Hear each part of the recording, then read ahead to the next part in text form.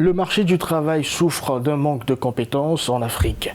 Les formations données par les écoles et les universités sont très souvent en inadéquation avec les besoins du marché du travail.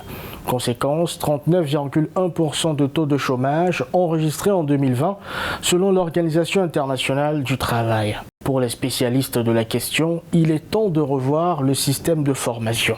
L'articulation du système éducatif aujourd'hui est faite de telle manière que les jeunes Africains ne sont pas formés au métier d'aujourd'hui, encore moins au métier de demain, et donc manque de professionnalisation. Donc ça veut dire que pour régler la question du recrutement et des ressources humaines, vous devez réorienter complètement votre système éducatif.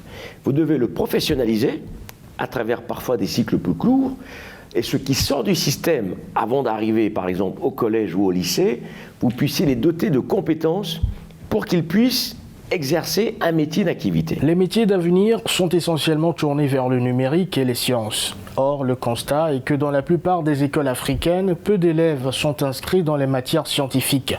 Aujourd'hui, dans la plupart des pays, notamment francophones, vous avez une minorité qui étudie les sciences.